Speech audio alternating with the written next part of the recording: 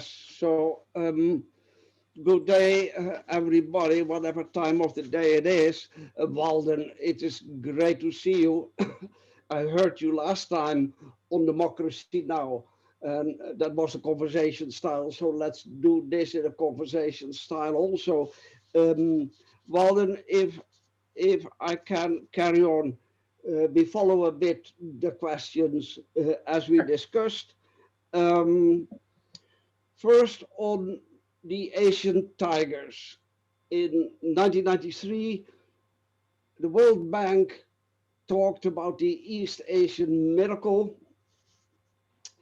And at the same time, dependency thinkers with Latin American background said, no, this will pass because under capitalism, development of developing countries isn't really possible. But in the meantime, Walden, I have a Samsung phone, an LG fridge, but I don't have an Argentinian laptop. So is something else going on than capitalism in general? Um, how do you read you also criticized in your 1992 book, for instance, the Asian tigers. How do you assess this now? The development in especially South Korea and Taiwan, for instance. Well, y- y- my interest initially was to look and compare what was happening in Northeast and Southeast Asia. And then more recently, some comparisons with what is happening in China and compare that to, say, South Korea and uh, uh, Taiwan and indeed Japan. And I do think that the um, the role of the state fairly strong in terms of Northeast Asia and of differing varieties of strength, to use that term, in Southeast Asia, uh, continues to be for me a decisive um, a factor. And indeed, in the case of China, uh, how can we um, characterize what's happening in China except to really bring in the central role in this of the state, even in the creation of a domestic capitalist class. But certainly, so that continues to be a fairly um, something of decisive importance for me. Now, just looking at the variations within Southeast Asia, I do think we need to be much more sensitive to the nuances regarding the role of the state, as well as the role of external factors. I think that, contrary to the World Bank uh, East Asian Miracle book that simply focused so much on education and seemed to be um, um, more interested in in diminishing the role of the state. I think that when it comes to Southeast Asia, two things come to mind. One is the way that you really did not have, sort of, uh, uh, the kind of neoliberal policies, that the elites said, that they were going to be following. mainly for the benefit of the IMF and the World Bank. In fact, I would say that, you know, the role of state intervention was fairly strong in Thailand, in Malaysia, and indeed in Indonesia. So, you know, that I think the difference, I think, between the Philippines and the rest of the Southeast Asian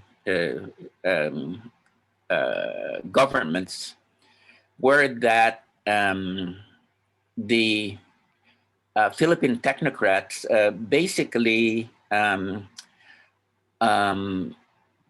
believed in neoliberalism and practiced it, you know, and really, you know, especially in the early 2000s, really had a fairly strong classical neoliberal program when it came to trade and a whole bunch of other things. So I think, to put it, you know, bluntly, I think the problem in the Philippines was that the Filipino technocrats practiced what they preached, and put it into effect, whereas in the other countries, you know, they had the merit of having a different rhetoric of free trade and all of that, and really not putting it into effect, you know. So I think that was central. The other thing is, I don't think you really had the sort of structural adjustment that was pushed by the bank and the IMF. You really didn't have that in Indonesia and in Thailand and in Malaysia, whereas in the Philippines, especially during the period of Cory Aquino, you had both structural adjustment, you know, that was pushed along with a very draconian policy of, you know, debt debt policy, you know, or really putting the screws in terms of the Philippines paying back the Marcos debt, which meant, you know, just shortly, you know, briefly, that for you know, about the next 10 years after 1986, you basically had a government that was robbed of capacity to do capital expenditures. And since in any economy, the government is the biggest investor, you know, a government that's basically reduced to just operational expenses, that's going to have an impact on the kind of growth or, you know, development that can take place. So this combination of factors, I think, are really strong elite civil society, a weak state, a technocracy that really believed in the neoliberal formula, plus, you know, this draconian debt repayment policies, were the factors that made the Philippines the so-called sick man of, you know, Southeast Asia, and became the outlier in that sense. Well, then, So, and of course, the impact of structural adjustment. So broadly, that's how I've been sort of looking at this issue. all right, Walden, if I may, apologies. We were chatting already, so I forgot to introduce you.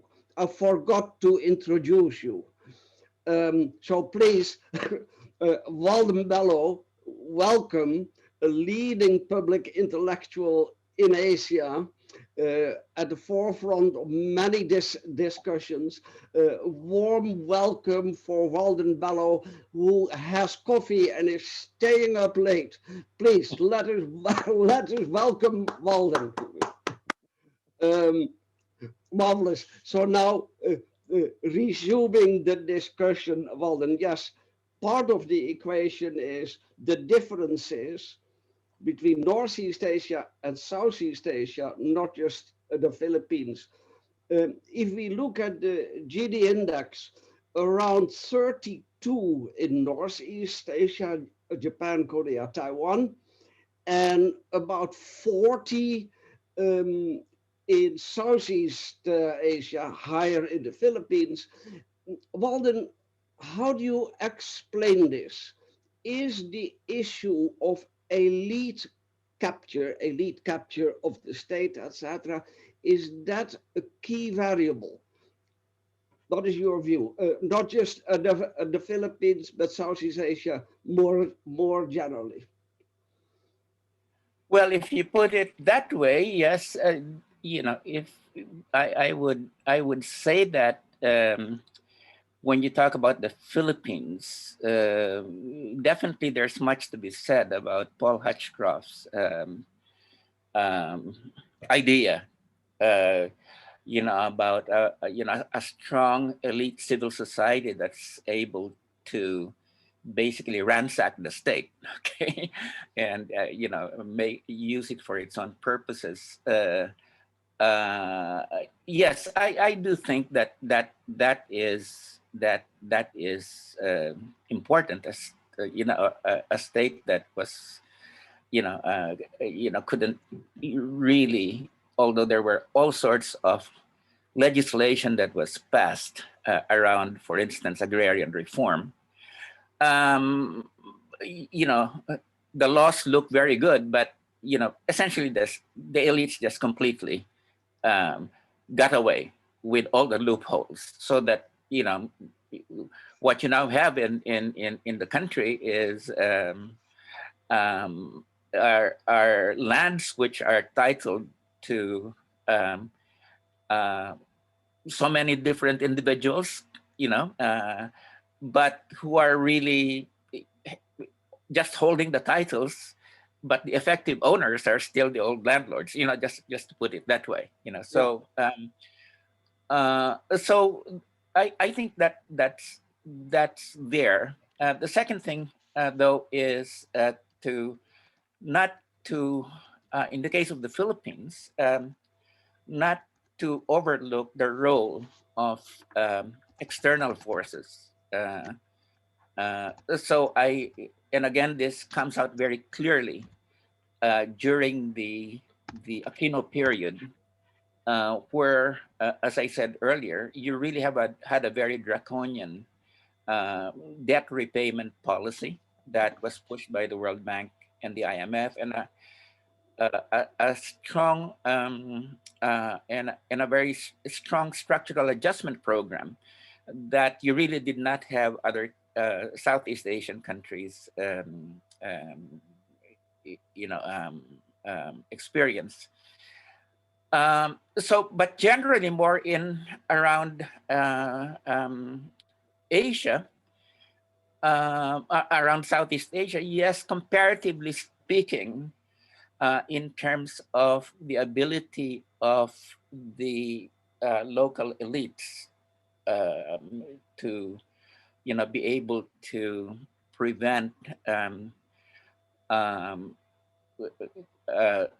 sort of development or capitalist development, and to hang on to a lot of local power. I think definitely that is the case compared to Northeast Asia. I think what always struck me about for instance, what happened in Korea was basically the state there was created, its capitalist class, and I think that one could say the same thing with different nuances, of course, about what happened in Japan. So but, so again, the difference between civil society elites that are able, in varying degrees, to quote unquote capture the state, okay, uh, or to continue to maintain a very strong role vis-a-vis bureaucratic elites in South Korea and Japan, that had a had the decisive role in the developmental process, and were able to strike down um, key barriers to it. Just for instance, the land reform program in both Taiwan and South Korea, and of course, you know, uh, in Japan, especially after the defeat the of Japan during the Second World War, the MacArthur period. So, yes. Walden, if we can connect these questions with your approach of deglobalization.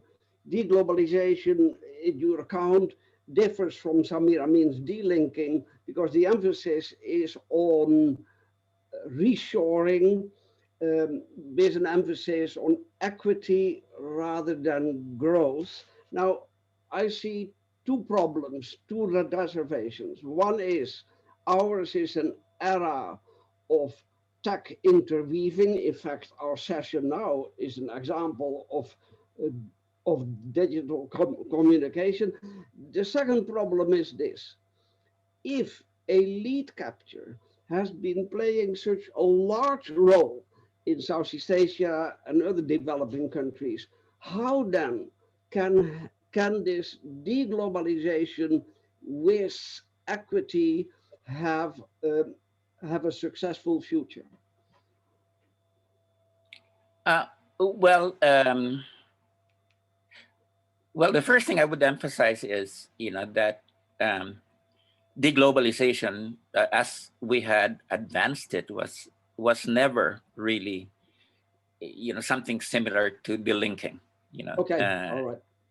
and you know, and so much as I respect Samir Amin, uh, I do think that the idea of delinking for a period of time from the global economy uh, was not something that I thought, would be workable in our period. And I did, um, when we came to the concept of deglobalization, it was in the context of debate, okay, with corporate-driven globalization. And what really we were proposing, was to be able to prevent this um, destruction uh, of our local economies, our local national economies, by corporate capital under the flag of the free market, connected with efficiency, and with with the idea that you know the more integrated our economy was by the market to the international economy, that would be the best of all possible worlds. So it was in the context of that discussion, or that sort of opposition, that deglobalization was emphasizing, not withdrawal from the global economy, but to make the local national economy the center of gravity, rather than the impact of the global economy. And of course, what we were saying here is, that we really need to be able to protect our national industries. We really needed to protect our agriculture. By having sound and fair trade policies rather than free trade policies. So it was, to say that the national market, the national economy should really be the center of gravity of the economy rather than external forces, external corporate forces. So I think that was the essential message of that we were trying to promote with the idea of globalization. Another idea that we were saying then, and we basically came out with this quite clearly, is that uh, uh, and taking off from Keynes, Keynes' idea, that when that you really needed, to continue to have a high level of protection, both with respect to trade, but especially with respect to finance. And that you couldn't go about this in a doctrinaire fashion in terms of your, in terms of your relationship of your economy to the outside world. And what we were basically saying is that, you really needed to have basic values, community, justice, equity, that those should be the key variables that would be determining the direction of your economy. And we were borrowing from Polanyi here that that we did that globalization or capitalism was disembedding the market and making it their main force. And what we as advocates of deglobalization were saying is that no, we have to re-embed the market. We have to re-embed the market within values, within community, within the value of solidarity. So I think that this re-embedding the market was also one of the key things we were saying. And then in fact, we had about 14 points that we articulated back in the 2000s. And the only other thing here to emphasize right now was that we felt that the state had to play a very decisive role in terms of mediating between the economy and the outside world. But we did say that civil society was very important too. That Sure. basically economic actors, the state, couldn't just be the two agents working this out.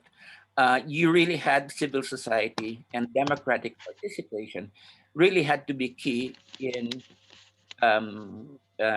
pursuing the kind of economic direction, of your society. So that's by way of, first of all, saying that we need to that we it was not deglobalization was not the linking. Of course, of So course. Walden, can we yeah. combine this with the question of China? You did a recent book, 2019, Paper Dragons. And in the book, the key point is the coming crash. And you talk about financialization, overgrowth of finance, a big debt overhang, and then you say, and many economists across the spectrum talk about this, also real estate bubble and so forth. Now, you blame this in this book on neoliberalism in China. Now, here I want to raise a question. The issue in China, or the situation in China is big government, not small government. And we also see that in Chinese party intervention in Jack Ma and Alibaba clampdown on big tech like Tencent also. So is the issue in China neoliberalism, or is it limitations of its state policies? Oh, very good question. Because I was always very uncomfortable with describing the Chinese economy as neoliberal, and in fact, Ah, mm, in my recent writings and the an article that I'm coming out with in the Socialist Register for 2022, I do express my discomfort with um, David Harvey's right. characterization of China as neoliberalism with Chinese characteristics. Yeah.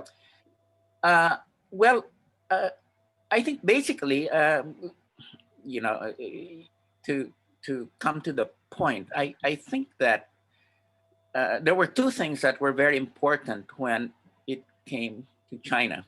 Okay, and here we go back to the 1970s, and it was one was the crisis of profitability of global capital because of that that the strength of labor in the West, um, and the coincidence of that with the crisis of legitimacy in China because of the Cultural Revolution. So I think what you had was a situation whereby China was this vast, vast non-capitalist mode of production that, as Rosa Luxemburg would say, it was always very, capitalism needs non-capitalist modes of production to exploit in order to survive. And for China, for global capital, that was China. Became that kind of you know of um, a non-capitalist society, social formation, that provided the solution to the crisis of profitability because of the very low cost of labor.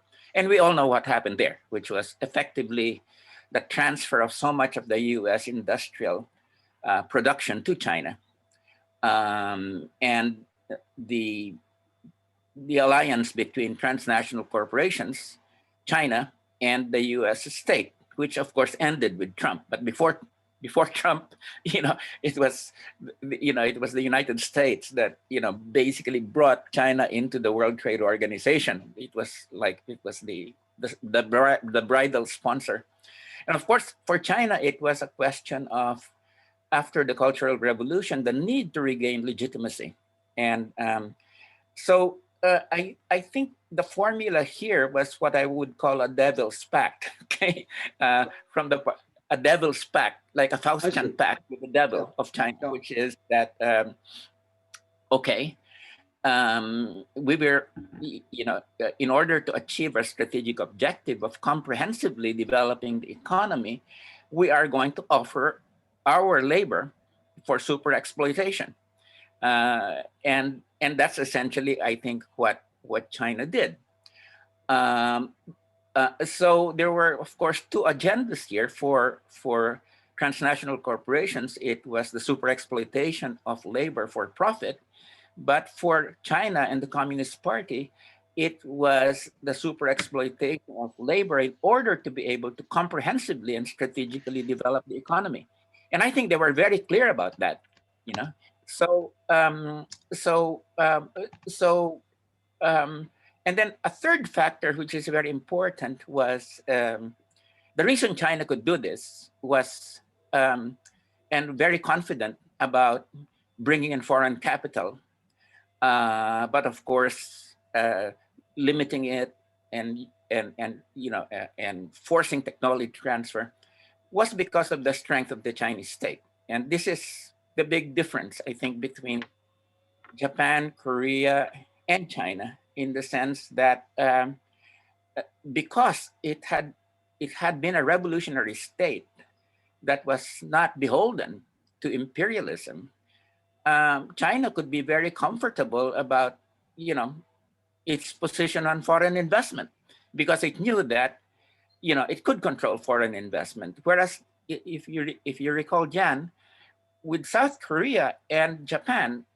they really, they put very strong controls on foreign investment, uh, uh, and um, and um, and I think the worries that they had was, of course, that uh, they could see foreign investors and foreign capitalist class, the Western capitalist class, or U.S. capitalist class, overwhelming the economy if you did not put, those sort of checks in it. So I think this was a big difference. That it makes a difference. What made the difference in China was really not just a strong state, but a strong state that had a revolutionary experience, that basically could impose the terms of its cooperation with the West, which I think in the case of Japan and Korea was not there. So that is my sense of, of course, right now, the devil's bargain is practically over, okay? In the sense that, to a great extent, China has gotten what it needed from the TNCs. And of course, there are still areas where technologically it continues to need foreign capitalist presence, but certainly I think that it has now reached the stage where dependence on foreign capital is no longer as important as it was than in the first 2 or 2.5 decades. Walden, very interesting account of China and its differences. Now, in the meantime, you have written a review of Piketty's second volume, Capitalism and Ideology, and you've combined it with John Locke's views on liberalism and with white supremacy. But please, let's not go into this. This is also very interesting. I want to raise, in the limited time we now have for this discussion, uh, two different questions, if we have time. One Yes. is this. Um, this is now a period of multicentric or multipolar globalization. Various forces are rising. And is it also true that this is a period of a new expansion in terms of territory, sovereignty, claims to sovereignty, and ethnocracy? And I'm thinking of in Israel, the settlements in the West Bank, also the citizenship law in India, the Syrian Kurds, Tigray, the Crimea, Jammu and Kashmir, Xinjiang, and Hong Kong. What do you say of this situation, Walden? Do you recognize this as a new phase that we are in? A new period? Yeah. Well, I would say, that definitely, you know, we we need to look specifically at the ways that nationalism is emerging in the various societies. I think that certainly all over you have nationalism of a reactionary sort, and chauvinism, becoming, more and more important, as opposed to, say, the period before the 2010s. um, and that's expressing itself in both the rhetoric of nationalism, the politics of nationalism, and the um, economics of nationalism. Um, Now, I just wanted to say, though, that to put it in a specific context, I think generally in the case of Europe, um, I think that we cannot separate the rise of this kind of um, new ethnocentrism from the impact of neoliberalism in terms of the impact on the working class, which the social democratic parties, in fact, became enablers of, and therefore, with and therefore their former base became very vulnerable to being pirated by the far right that was emerging. And secondly, I think that there's also the question of the European Union and its technocratic kind of um, uh, what we're seeing, a superimposition over national policies, so that the right wing or the far right, like Marine Le Pen, could speak about Euro dictatorship, and that would resonate. And then thirdly, of course, there was the emergence of, there was the migrants question. Um, and, um, and, and I think the right or the far right was able to opportunistically bring this all together. Basically, when it came to social policy, yes, the welfare state for you, so long as you're of the right color, the right culture, the right ethnicity. And they began to cherry pick, ideas that had been advanced by the left. And this was very clear with Le Pen. Uh, and but bringing it all together within a sort of a racist gestalt, because the key thing was the chauvinist and racist gestalt that brought that together. So I would say that if you look at if you look at Europe and the United States, I think that this these dynamics are very clear. And the one thing that I would just like to say is that we cannot separate the crisis of that is now occurring in different parts of the world, but especially in the West, especially in Europe and the United States. I don't think we can separate that from the centrality of the neoliberal failure, okay?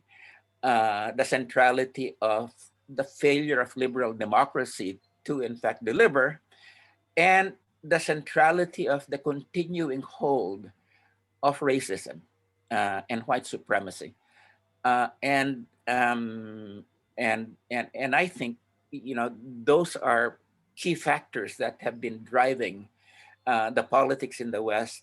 And the one I'm most familiar with, of course, is the one in the United States.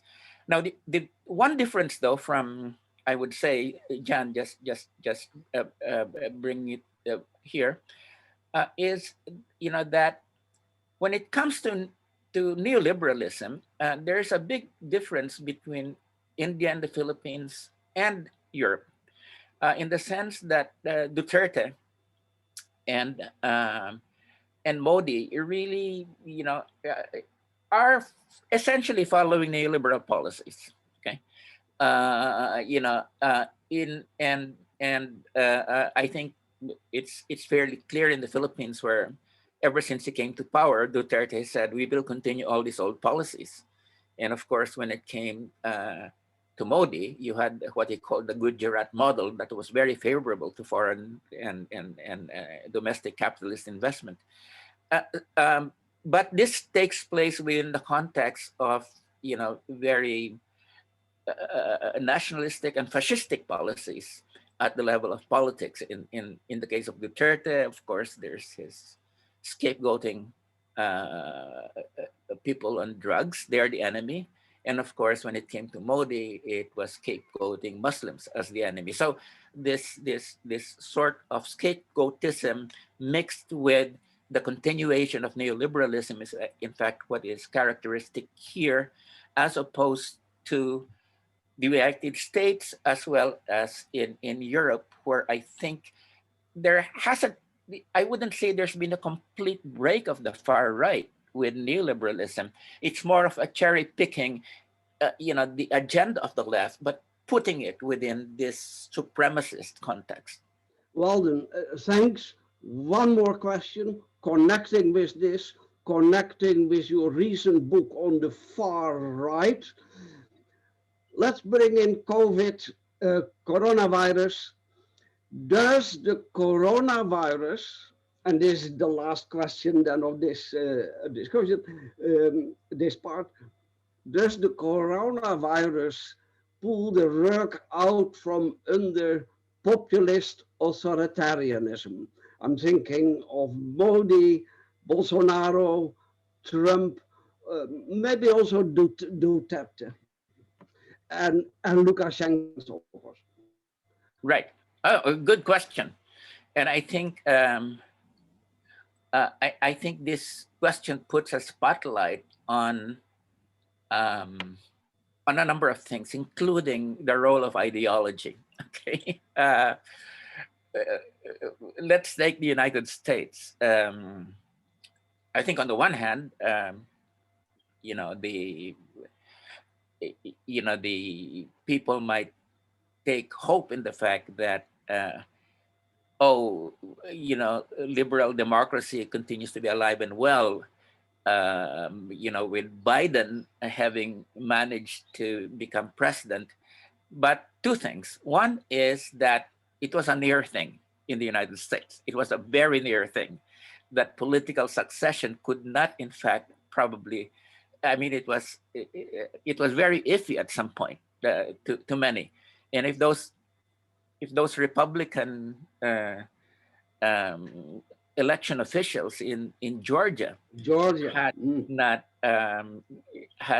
decided to take a stand, we would have had a very, very messy situation. So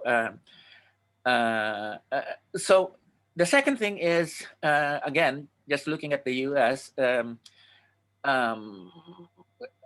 Trump was able to gain 11 million more votes than in 2016. And as I understand it, something of the order of 70% of the Republican Party still believes he won the elections. Okay, so when you come to the United States, you would say, oh, it does seem like the impact of the coronavirus in terms of blunting the appeal of the right might be limited. Now, when it comes to Europe, I think the latest polls showed that Vox in Spain and a number of other right-wing parties have in fact been gaining at the polls. I mean, in the opinion polls, and it doesn't seem like the losses of people like Orban in terms of public opinion have been that significant, as I understand it. Okay, so and also I think what is interesting about the far right in Europe has been that they've used the coronavirus to their advantage by saying that we have to more strictly enforce making sure that the migrants don't get in.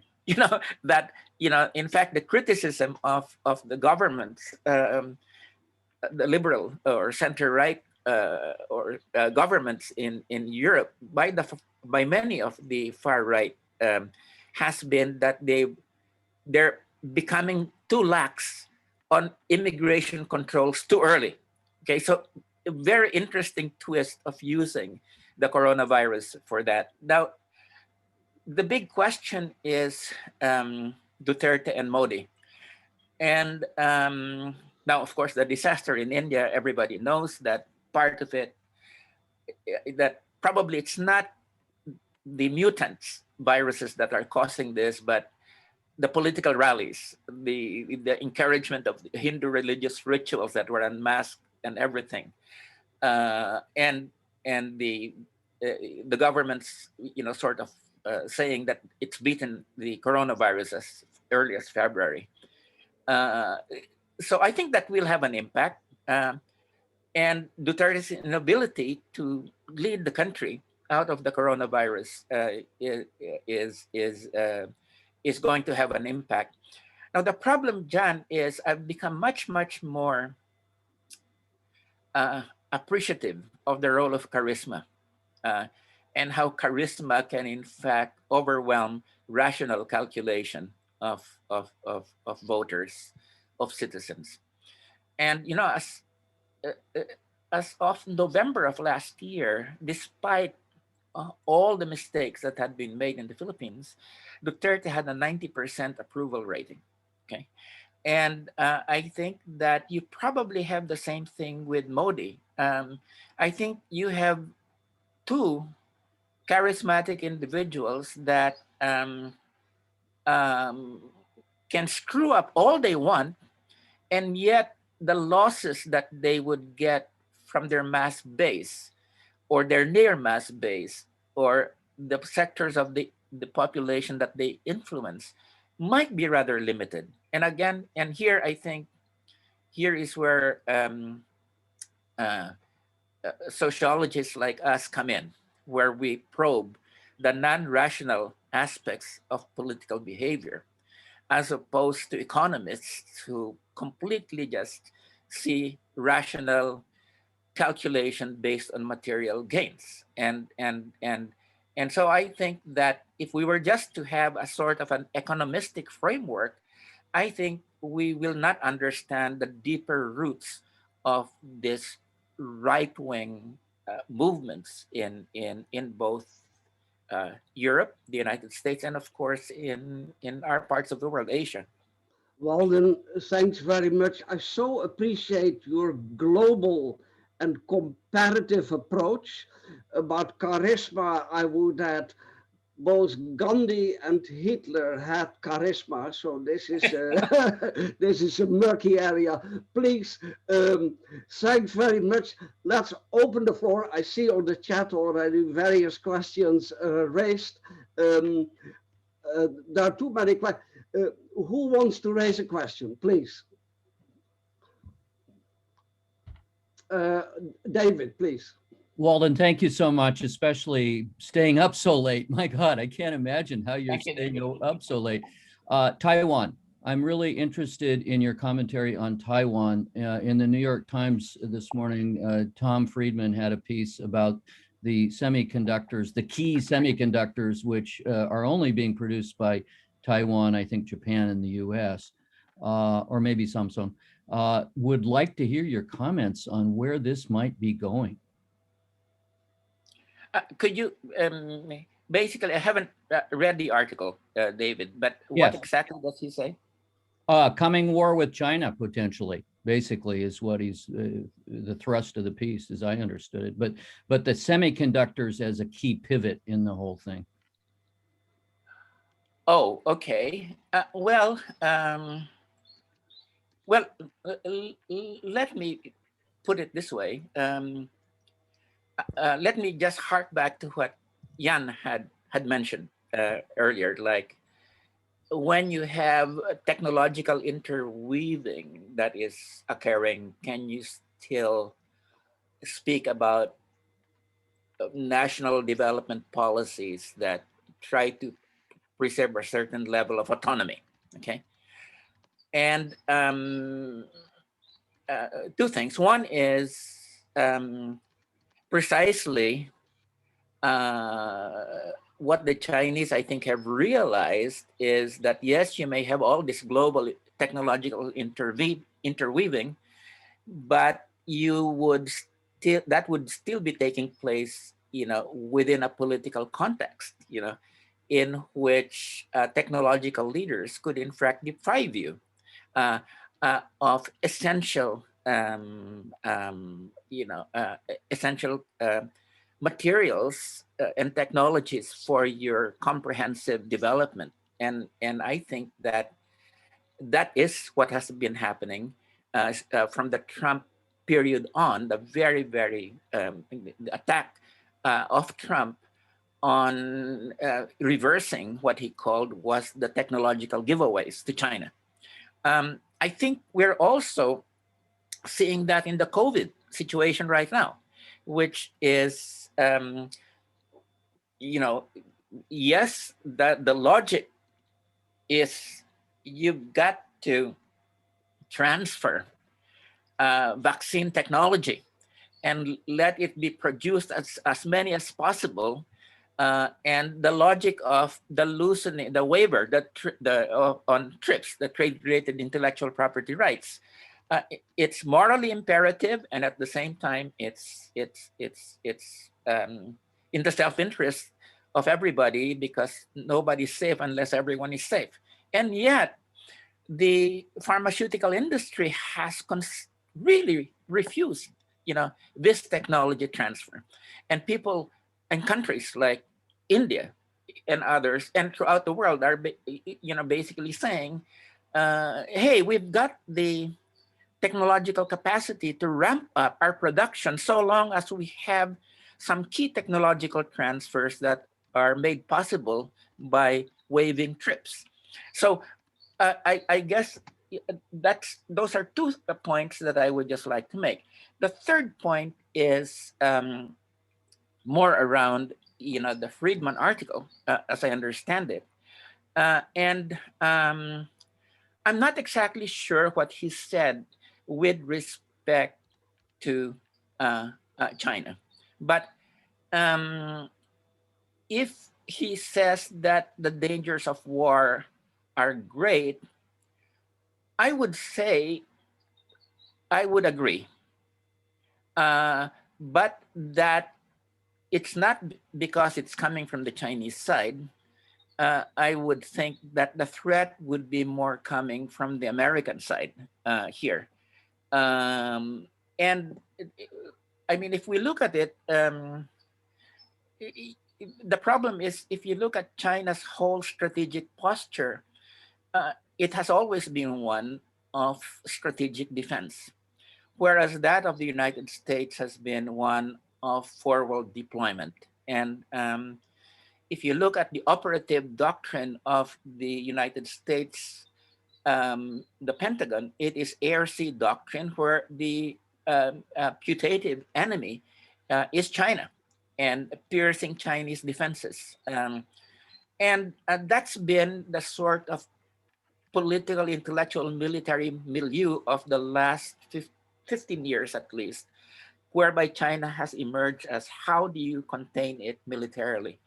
And I think, that in the context where the US is no longer the center of global capitalist accumulation, that's gone to China, in the context where it's losing its advantages in so many other areas, and I think the only area where it still has massive advantage is the military. You have to worry about whether the United States might not at some point be tempted to use its military to be able to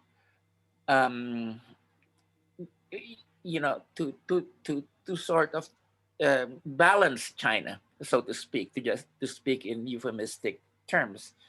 Now, again, if we're just talking about rational calculations, people would probably say you're exaggerating things. But losing hegemony, losing global hegemony is not a rational matter. And I think when you have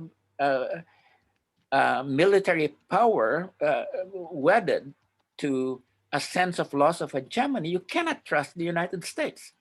The United States is one of the most bellicose countries in the world. It has been at war for the last 21 years in Afghanistan. It has a military in its boast. Its generals boast of the fact that, they are not only to use what's his name now, Clausewitz terms, preparing for war is not the same as going to war. And the Americans basically said, we have a well-honed military because we've been involved in war for the last 20 years continuously. But before that, even, except for brief periods, so when Graham Allison, the security guy from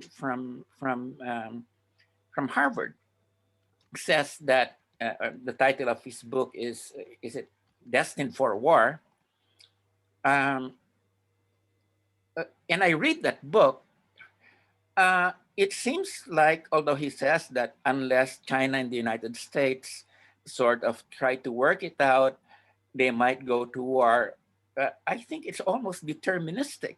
That the message is almost a determinism, especially when it comes to why the United States is headed for confrontation rather from the Chinese end. So I think Xi Jinping, in his 2017 speech, he said, that China will not have a world-class military till 2049. Okay, and I think if you look at all the indicators, he's probably right. But he probably also inadvertently provided the Pentagon with, An alibi. Not very rosy, some that it has a window of opportunity, basically, in which you can provoke this. So basically, that would be my answer, David. Thanks. Oh my goodness, really eye-opening answer. Thank you so much. Whoa, oh boy, a lot to think about here. Walden, I see two questions, Rich and Daniel, maybe combined, and one little note on what you said about the United States. It has always been at war and had been losing all wars, also except Grenada and Panama, in the last 60 years. Rich, please. Well, first, Walden, I want to welcome you back to UCSB. You may remember 25 years ago when you Yes, of course. I remember you spoke at an anti-sweatshop rally that we were holding in those days. So you just answered one of the questions that I had, which I asked Tony Giddens also last week, about the rise of geopolitics, geopolitical struggles. Now that globalization has perhaps run its course, as people have seen the negative side of it. I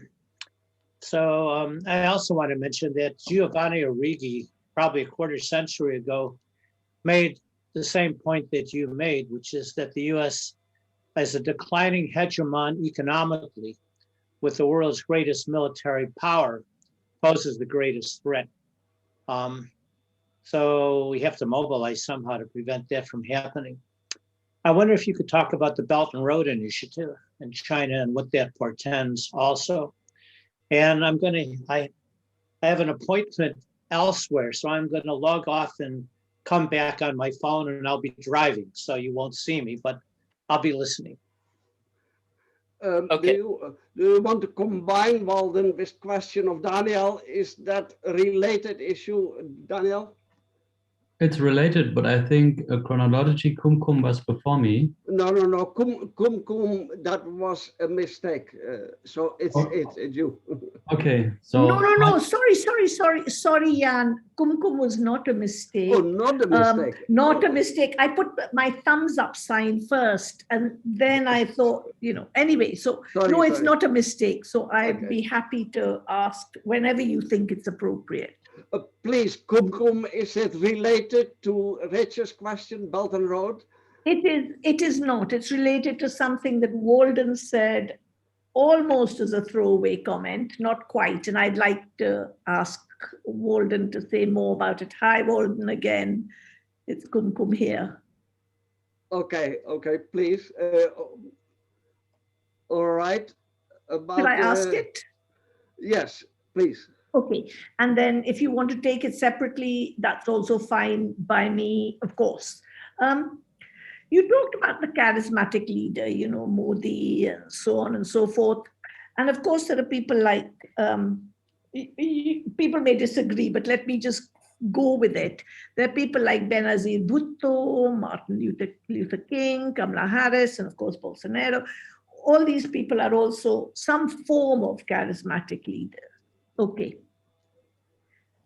How do we think about two things about charismatic leaders? One, the usual thing is, the communication is key. How you speak, how you deliver is key. And it clearly is. But there's something else, and it's perhaps about painting a vision of a future for people. I don't know. So I'm asking you to say a little bit more about charismatic leaders, even if you say you haven't thought about it too much. What you have thought about so far will help us. And secondly, where does hate fit in to the work of charismatic leaders? Because Martin Luther King, et cetera, didn't necessarily talk about hate. So that's my question. So it's not related to Richard. So then please, Walden, Daniel later, Walden, these two questions, please. Well, to Kumkum, yes. Yes, I that sort of, what got me on to the study of charisma was precisely the Duterte phenomenon over here, and to some extent the Modi phenomenon. But I think that the first thing that I think would be important is to realize that, and here I agree with Weber, that it's not, charisma is only partly emanating from the personality of the leader, but the rest is the social context. Okay. And the social context is very important, because some people who might seem to be charismatic at a personal level don't connect under certain social contexts. But then there comes a time when they connect.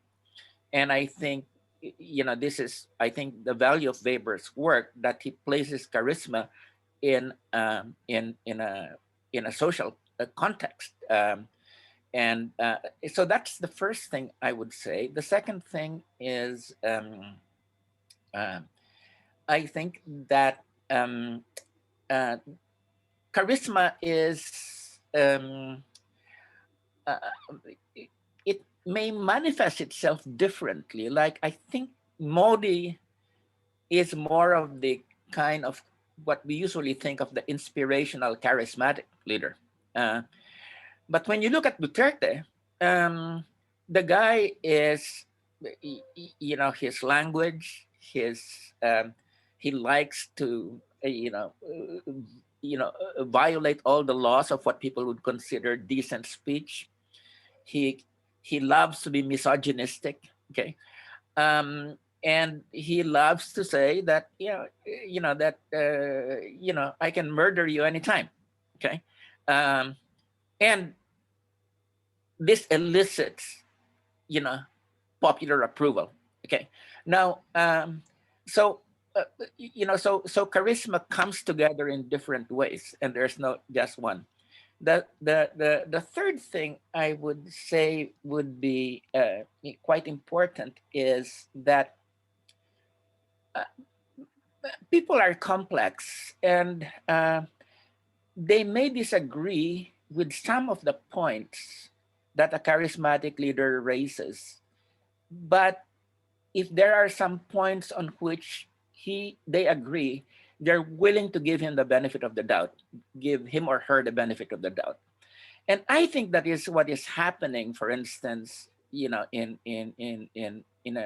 place like the Philippines, where there are people who, are you wouldn't say that they disregard due process and human rights, but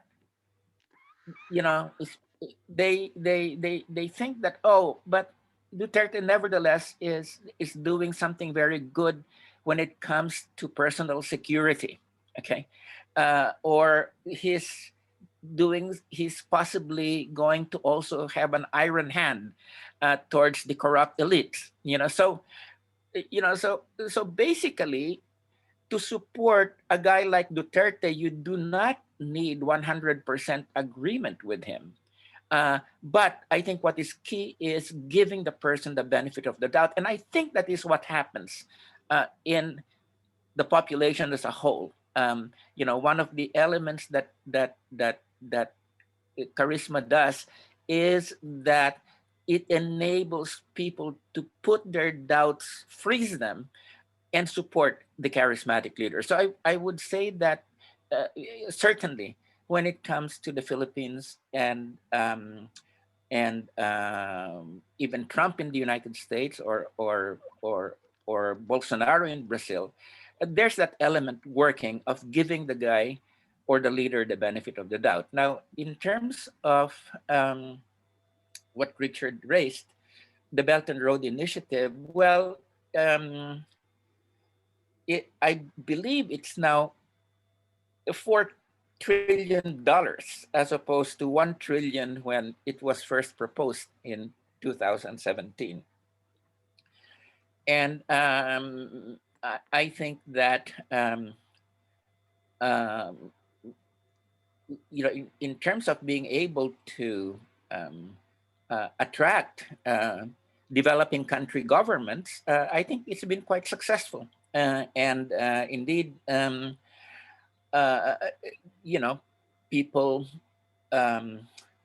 are going to China instead of relying on the World Bank. I mean, and that's been increasing in the sense that they sense that China has the resources to do that. Now, I would argue that the Belt and Road Initiative is not really a sort of an imperial design.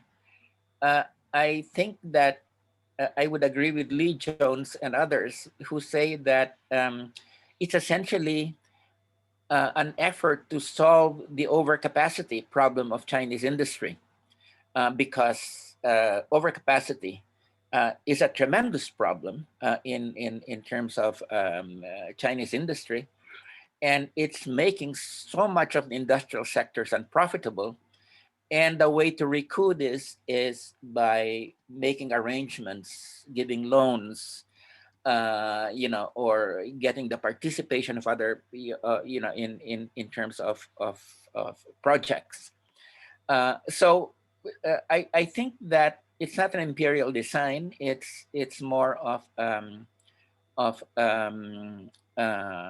overcapacity solution. But also, it has its ideological uses.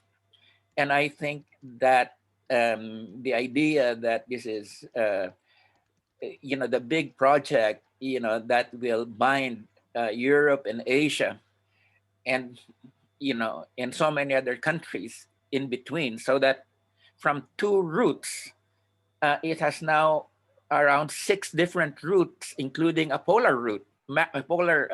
So this has been a kind of also something that China has promoted to gain ideological legitimacy.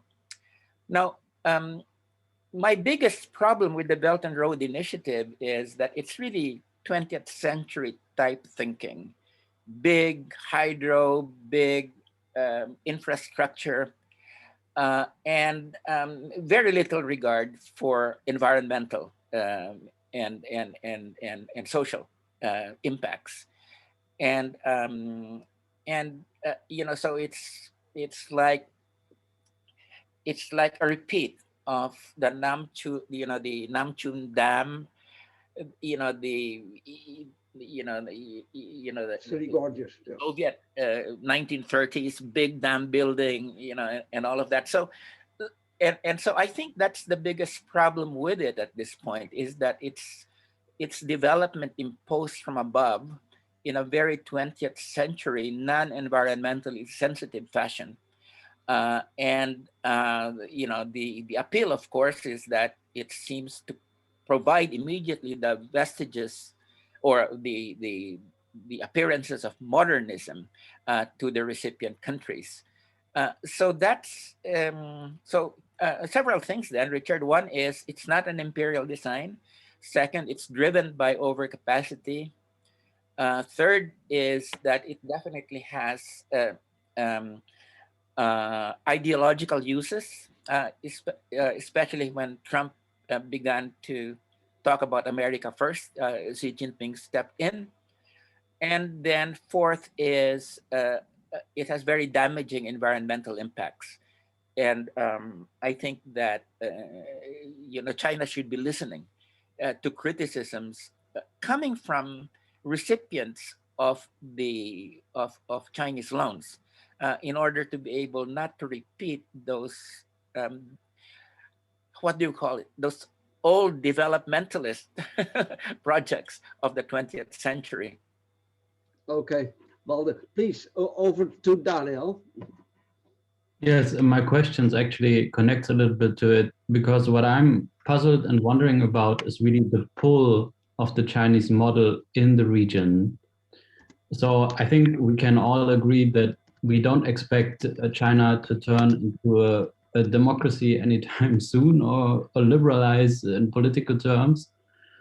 The model it pursued now the last 30 years works for the people living there for the most part. Therefore, there is legitimacy established. Now, there comes an author like Parakana, The Future is Asian, with a hypothesis that this is the meritocratic system that will take hold of the Asian region in more broader geographical terms. And I was wondering if that is something you would subscribe to, or if you would be giving more credit to the democratic forces in the region. Well, I think that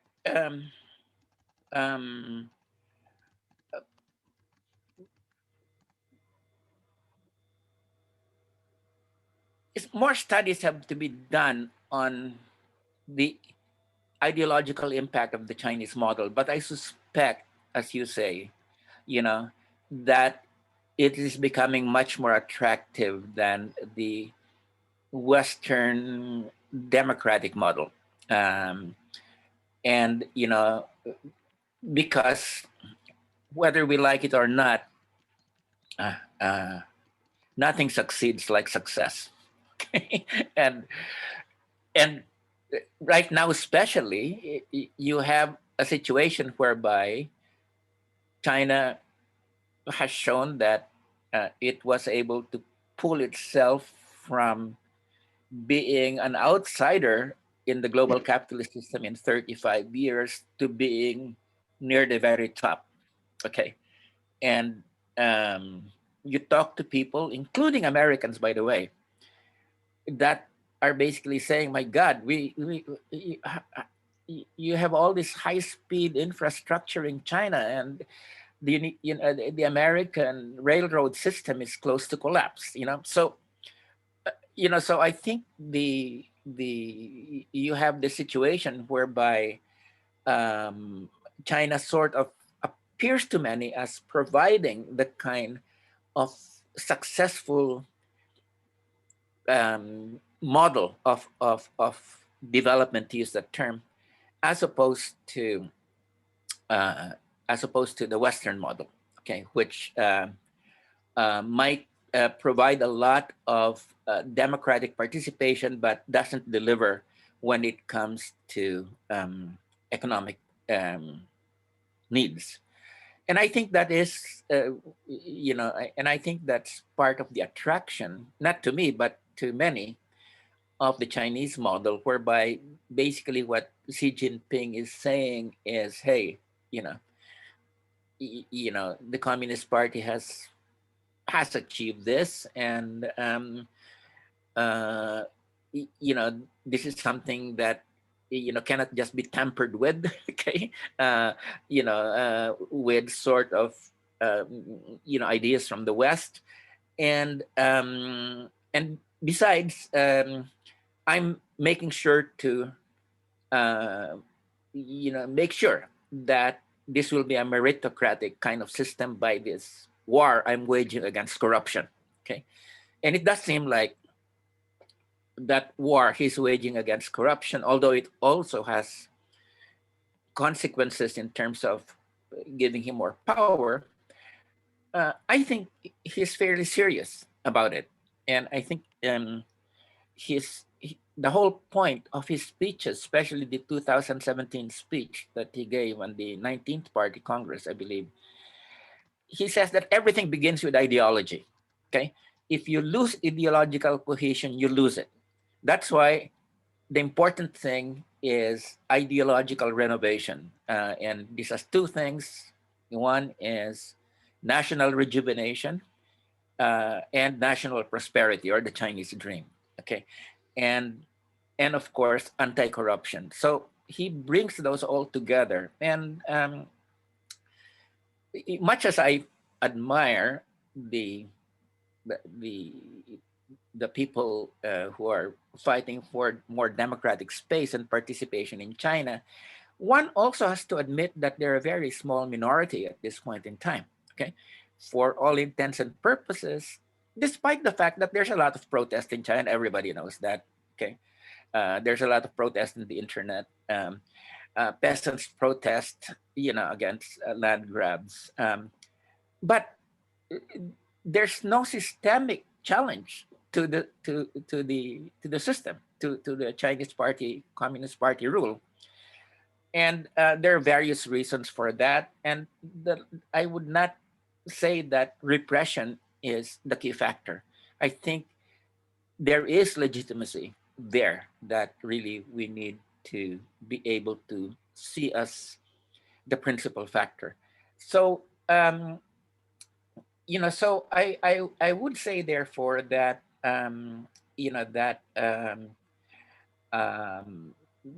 there is this appeal, whether you like it or not, of the Chinese model. I don't think China is deliberately promoting it as a model, but I think it's more people who've looked at China and say, can this work in our country too? That's really where the appeal is coming from, not the kind of American State Department type, hey, this is the way you guys should go. So it's very interesting. There's although people have talked about the Beijing consensus or what, I think it's more observers of the Chinese scene rather than the Chinese that have really promoted that. In fact, if I recall right, they've always been specific that this has to be socialism with Chinese characteristics. Okay, of course it's capitalism with Chinese characteristics, but they are very hesitant to universalize, the model. That's what I can see. So, yep. How will this hold this social contract and support for the party if there is, as you anticipate in another context, a debt crash in China? Well,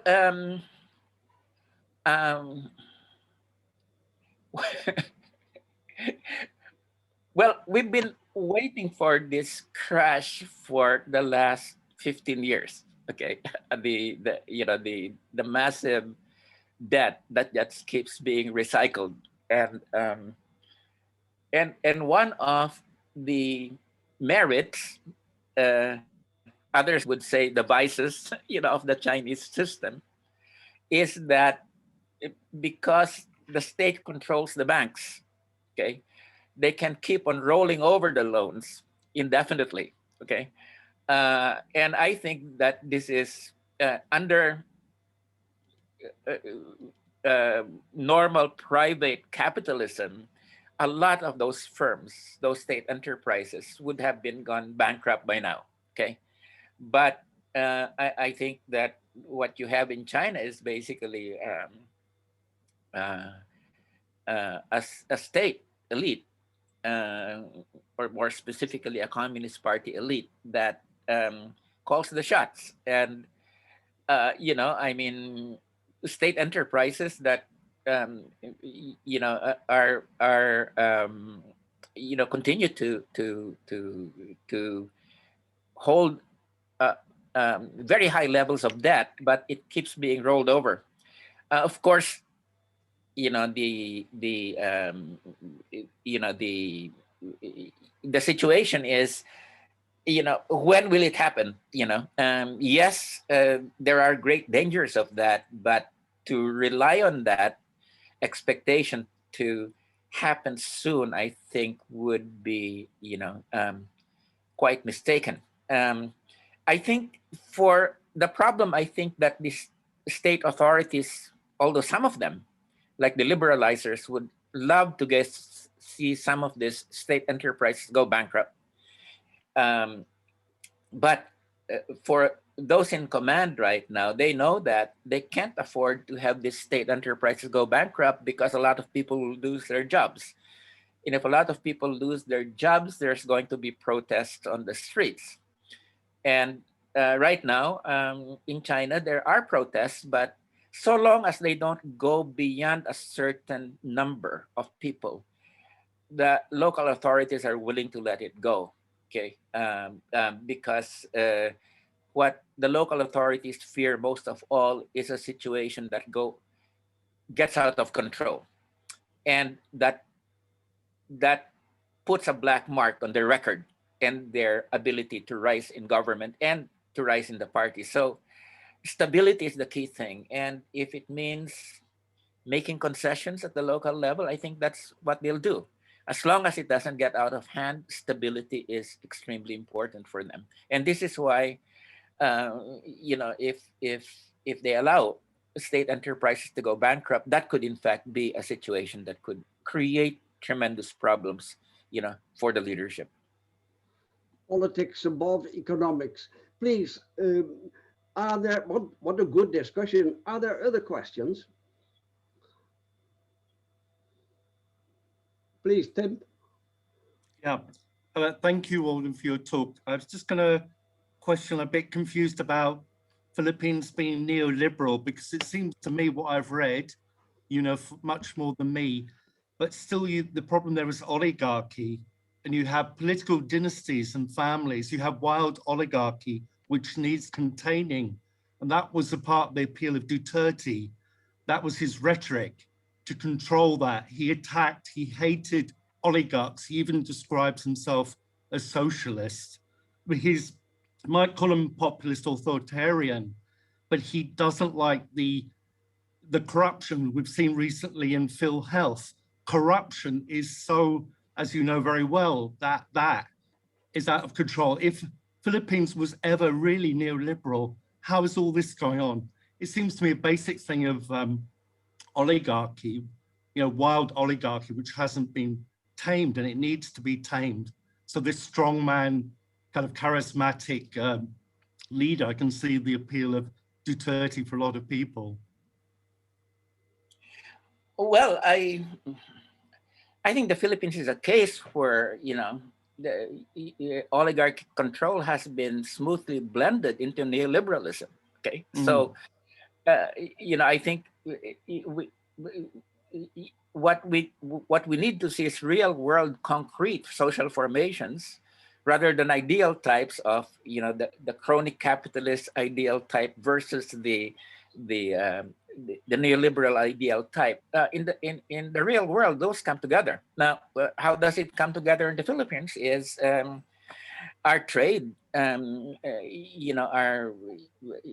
our trade policy is a very neoliberal one. Okay. And the Philippines, as I said, carried out many of the technocratic reforms around trade, around banking, around deregulation, But this has gone in hand, these policies went hand in hand, also with the landed system not being really touched or reformed, okay? With a lot of corruption too, with a lot of cronyism. So, the mix of neoliberal policies with cronyist policies on the ground is what has happened. So basically, if you look at our manufacturing, it has almost all died at this point because we brought down our tariffs to a maximum of 5%. Okay, and if you look at our agriculture, it has been supremely destabilized by the elimination of quotas and but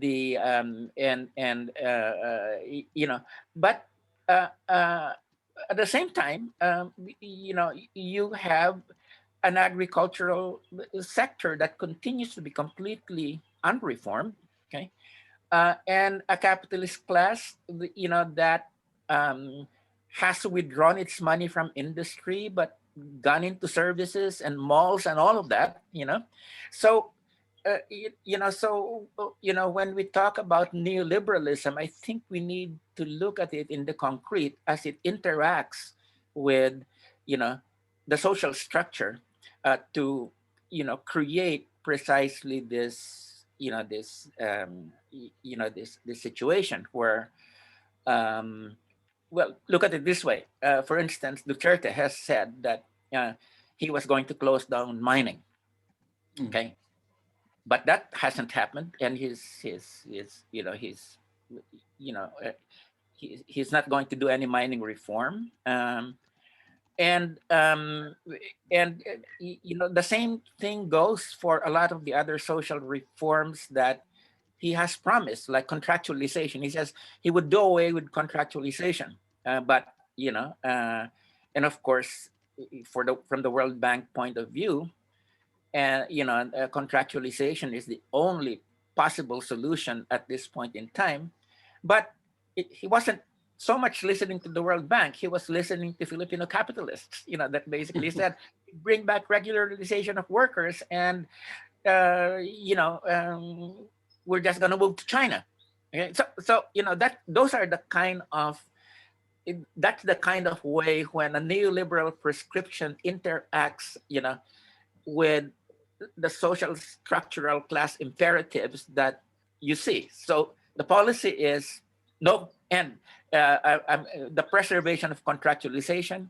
The World Bank is happy, okay, but the local capitalists are also happy. Okay. Did he not help the OFWs? Is that right or not? He helped the OFWs. He maybe helped the police and the army a bit. Did he do some reforms? Those institutions or not? Not really. What do you think? No, with the OFWs, no. I mean, I know that because I used to be, when I was in Congress, I used to be head of the Committee on Overseas Workers Affairs. And from the time that I was heading it up during the Aquino administration to now, there really has been no major or even minor changes in terms of OFW policy, because you can only really begin to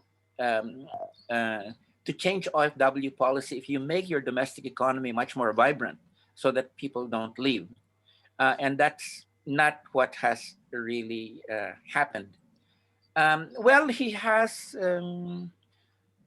favored the military and the police in terms of pay raises, so.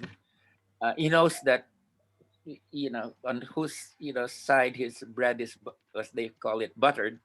So, but basically, you're definitely right. He when he was elected to office, although he was an one-issue candidate, in the process of the campaign, he also said, "I'm going to discipline the elites. Okay, I'm going to eliminate corruption," and then, of course, people read into Duterte what they wanted to read into him.